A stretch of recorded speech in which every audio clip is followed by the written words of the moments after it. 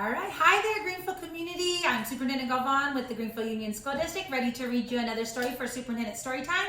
It is Monday, so thanks for coming back to school, and you deserve a really great bedtime story because you've worked really hard today on Monday. And so today I get to read you a story that is about children and going to school.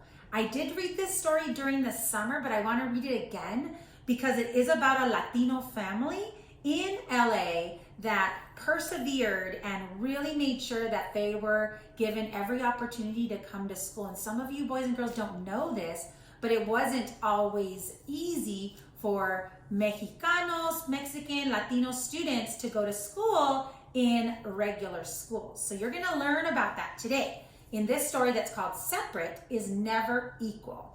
And I want to thank my teacher friends in the Greenfield Union School District for sharing their books with me. I want to say thank you to Miss Segovia, and also thank you to our librarians, Miss Morales, Miss Catalan, Miss Vero Perez at Chavez. All of you are sharing beautiful stories with me so that I can read to our children. So thank you for doing that. It really makes a difference. And today I shared, this book is dedicated to our teacher who shared this one with me. It belongs to Miss Vanessa Robinson over at Arroyo Seco Academy, and she shared a beautiful many books with us on diversity and inclusiveness. So thank you for that. This book belongs to her, but she's letting me borrow it so I can read it to you.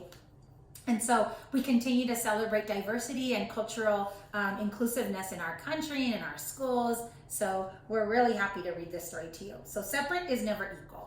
Hola mi comunidad de Greenfield, soy Superintendente Galvan, otra vez leyendo una historia a ustedes. Hoy es el primer día de la semana, so gracias por acompañarnos esta noche cuando es la hora de dormir. Y este libro voy a leer a ustedes porque es muy importante que los niños de la comunidad de Greenfield entiendan la historia de las escuelas. Y esta historia es separado pero no igual.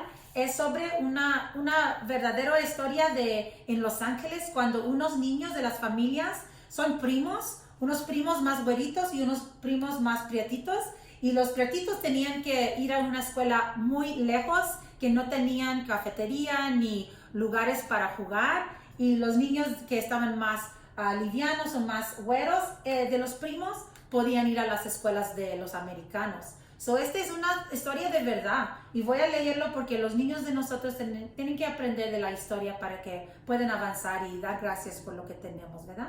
So, thank you for being with us. Separate is Never Equal. This story is written by Duncan Tonatu, and it's a winner of the Pure Pelbre Award. So, let's see what we can learn today. All right, here we go. Sylvia had on her black shoes. They were shiny new. Her hair was perfectly parted in two long trenzas. It was the first day of school at Westminster School. The halls were crowded with students. She was looking for her locker when a young white boy pointed at her and yelled, "Go back to Mexico. You don't belong here." For the rest of the day, Sylvia did not speak or introduce herself in her classes. She kept her head down when walking in the halls. When she got home that afternoon, she told her mom, Felicitas, what had happened. "I don't want to go back to that school anymore. The kids are mean." "Sylvia," said her mother, "¿no sabes por eso luchamos? Don't you know that's why we have fought?" 3 years earlier, in the summer of 1944, Sylvia and her brothers Jerome and Gonzalo Jr. and their parents had moved from the crowded city of Santa Ana, California, to a farm in Westminster. Her father, Gonzalo Mendes, had labored for years as a field worker, picking grapes and picking oranges. Now he was leasing a farm. He was going to be the boss. On their new farm, they were going to grow asparagus, chiles, and tomatoes. As the summer came to an end and the first day of school neared, Aunt Soledad drove Sylvia and her brothers and their cousins Alice and Virginia to the local school on 17th Street so they could enroll them. Sylvia was going to enter 3rd grade. Gonzalo was going to go to 2nd grade, and Jerome was in 1st grade. What a handsome building, thought Sylvia as they pulled into the parking lot. Tall trees lined the street in front of the school. There was a playground with monkey bars and a red swing. When they walked into the school, they noticed that the hallways were spacious and very clean. I'm here to enroll our children in the school, said Aunt Soledad when they arrived at the principal's office. The secretary gave Aunt Soledad 2 enrollment forms, one for Alice and one for Virginia. But she didn't give her the forms to enroll Sylvia and her brothers. Oh, they cannot attend school here, said the secretary. They must go to the Mexican school. Why do I have to go to the Mexican school? Sylvia wondered. She was not Mexican. She was American. She spoke perfect English. Her father was from Mexico, but he had become a U.S. citizen. And her mother was from Puerto Rico, which is a U.S. territory. Aunt Soledad was very upset. But I live on this part of town. This is where my children belong. Sylvia looked at her cousins. They had light skin and long, beautiful hair, and their last name was Vidauri because their father was Mexican, but of French descent. Then she looked at her brothers and at her own hands and her bare arms. She wondered, is it because we have brown skin and thick black hair and our last name is Mendes? Rules are rules, said the secretary. The Mendes children have to go to the Mexican school. I will not be enrolling them. Well, I will not be enrolling any of them either then, said Aunt Soledad, and she stormed out of that office, taking Sylvia and all of the children with her. When they arrived home, Aunt Soledad told Sylvia's father what had happened. Mr. Mendes told her not to worry. It has to be a mistake. He would take care of it. He was a businessman and he was used to dealing with people. So the next day, Mr. Mendes met with Mr. Harris, the superintendent of the school district. Mr. Mendes explained that his family had just moved to the farm nearby Westminster School. The public school on 17th Street is closest to our house, and so that's where the children should go. Oh, no, said the superintendent. Your children, they have to go to the Mexican school. But why? Said Mr. Mendes. He was not given an answer other than, that's just the way it's done. In the following days, Mr. Mendes met with Mr. Atkinson, the county superintendent, Mr. Harris's superior, and then he met with the school board, which oversaw all the schools in Orange County. But they all said the same thing. Your children have to go to the Mexican school. But why? Mr. Mendes kept asking. No one could give him a satisfactory answer. That fall, Sylvia and her brothers had to attend Hoover Elementary, better known as the Mexican School, on Olive Street in the city of Westminster. The buildings was a clubbered shack, and the halls were not spacious or clean. There were cows around the school. The students had to eat lunch outside on the dirt, and the flies would land on their food. There was an electric wire that surrounded the pasture to keep the cows in and the children on their side. If you touched it, you received a shock. The school did not even have a playground, not even a swing, like the red one I saw at the other school. The Mendes family did not give up. Time and time again, Sylvia heard her father talk with coworkers, friends, and other parents. It's not fair that our kids have to go to the inferior school, he said. It's not only the building that's the problem. The teachers at that school don't care about us either. They expect us to drop out by 8th grade and never go to college. How will our children succeed and become doctors, lawyers, or teachers? Mr. Mendes created a group called the Parents Association of Mexican American Children. He tried to collect signatures for a petition to integrate the schools so that all children, regardless of their skin color or background, could go to and have the same opportunities. But every time he asked someone to give him someone to sign the petition, he would get the same answer. No queremos problemas. No, yo no puedo. We don't want any problems. I can't. Many of the parents worked on the farms owned by the white families and feared they would lose their jobs if they supported the petition. One day, a truck driver overheard Mr. Mendes trying to convince a worker to sign his petition. You know, said the truck driver. You could file a lawsuit. The truck driver told Mr. Mendez about a lawyer named David Marquez, who had filed a lawsuit on behalf of the people in San Bernardino and had helped them integrate the public pools there.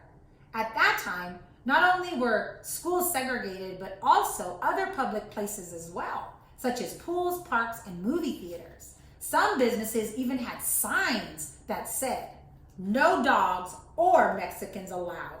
This is a public pool for only others." Mr. Mendes decided right then and there to hire Mr. Marquez, and even if it meant him having to spend all of his money and all of his savings to do so, he had to. Over the next few months, Mr. Mendez and Mr. Marquez traveled all over Orange County, looking for people who had experienced the same problems. Sylvia watched her father leaving early in the morning. Sometimes she saw him come home in the evening, but often she only heard his footsteps when he got home really late. While he was away, Sylvia's mother had to take care of the farm. Mrs. Mendez would get Sylvia and her brothers ready for school, and then she would go out in the fields. She started to irrigate the systems and drove the tractor and oversaw the workers and solved all the problems that would arise on the farm. With the help of Mr. Marquez, Mr. Mendez found and talked with other families who were dealing with the same segregation. One of them was the Estrada family. Mr. Estrada had fought in World War II. He had risked his life next to Americans of all races and backgrounds. But when he returned to America from the war, he found out that his children were not allowed to attend the school with the white children. "Es una injusticia," said Mr. Mendez. "This is an injustice." The Estrada family joined the Mendes family, and so did 3 more families. The families were from different school districts in Orange County. From Westminster was where Sylvia was, Garden Grove, El Modena, and Santa Ana. Mr. Marquez wanted to show that the segregation of students affected not only Sylvia and her brothers, but it affected 5,000 children in the public schools all over Orange County. On March 2nd of 1945, Mr. Marquez went to the courthouse and filed the lawsuit. The trial was held at the courthouse in Los Angeles. Sylvia and her family dressed in their best clothes and sat in the courtroom to listen. The hearing lasted 5 days. Each day, Mr. Marquez called to the stand parents from the different districts in Orange County and the superintendents from each of those districts too. On the first day, Mr. Kent, the superintendent of Garden Grove District, was questioned. He said that he sent the children to the Mexican school to help improve their English. "That's a lie," said Sylvia. "Her English was good and even better than some of the other children." "Do you give the children any tests?" said Mr. Marquez. Mr. Kent said he did. "We do so by talking to them." "That's another lie," said Sylvia. "No one even asked me a question if my English was good. They rejected her from the school without even testing me." "For what other reasons do you send children to the Mexican school?" asked Mr. Marquez. Sylvia and her family braced themselves to hear what Mr. Kent was finally going to say. "Oh, we send them there for social behavior. They need to learn how to be clean, cleanliness of their mind, their manners, and their dress. They are not learning that at home. They have problems. They have lice, impetigo, and tuberculosis. They have dirty hands, dirty faces, dirty necks, and dirty ears." Oh, that's what the superintendent said. The Mendes family and the others in the room stared at Mr. Kent in disbelief. What he was saying was not true. It was degrading. How many of the 292 children at the Mexican school are inferior to the white in personal hygiene? Asked Mr. Marquez. "Oh, at least 75%. And in their scholastic ability, what's that? Oh, at least 75%, he said again. In other respects, they are inferior? What other aspects are they inferior? Mr. Marquez asked the superintendent. He said, "Oh, in their economic outlook too, in their clothing and in their ability to take part in the activities at school." "Really? Do you believe that white children are superior to Mexicans in the respect that you have mentioned?" "Yes." "And is one of those reasons they are being segregated?" "Yes." Time and time again, Mr. Mendez had asked, "Why can't my children attend the Westminster school?" Now he had his answer. On the second day, Mr. Marquez called to the stand a 14-year-old student from the Mexican school in El Modena. Her name was Carol Torres. She spoke perfect English. It was clear that she had not been sent to the Mexican school because she had problems with English. Mr. and Mrs. Mendes were questioned on the third and fourth day, and so was Mr. Harris, the other superintendent of the school. Sylvia was not called to the stand, but she was ready to testify if they called her. On the fifth and final day of the hearing, Mr. Marquez called to the stand two education specialists to explain why it was bad to segregate children into different schools. Segregation tends to give an aura of inferiority in order to have the people of the United States understand one another. It is necessary for them to live together. And the public school is the one mechanism where all children of all people should be brought together. The judge nodded his head. He seemed to agree with what she was saying. Judge Paul McCormick took almost a year to give his decision, but when he did, he ruled in favor of the Mendes family.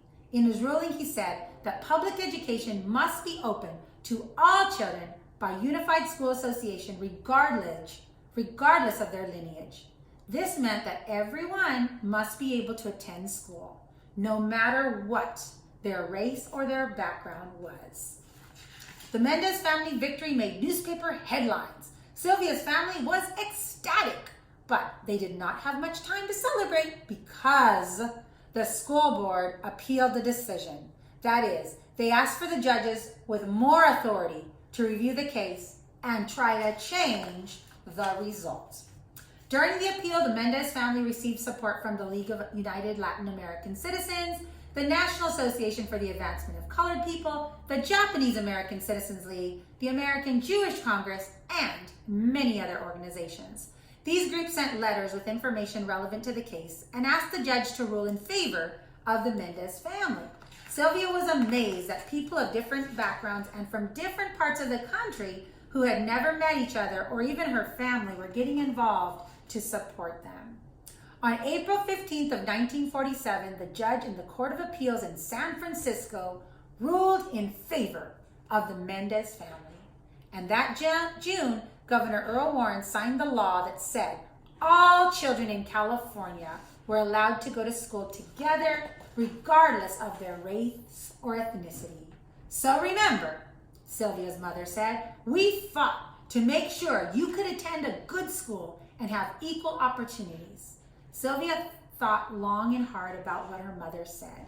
The next day, she returned to her school. This time, she did not listen to anybody whispering bad things to her. She ignored those children who pointed at her and called her names. Instead, she held her head high. Her parents had fought hard, not only for her, but for her brothers and sisters and all of the children. Looking around, she saw that other children were smiling at her too. And by the end of that day, she had made a new friend. And the end of the school year, she had made many friends of different backgrounds. She knew that her family had fought hard for that. And that's the story for tonight.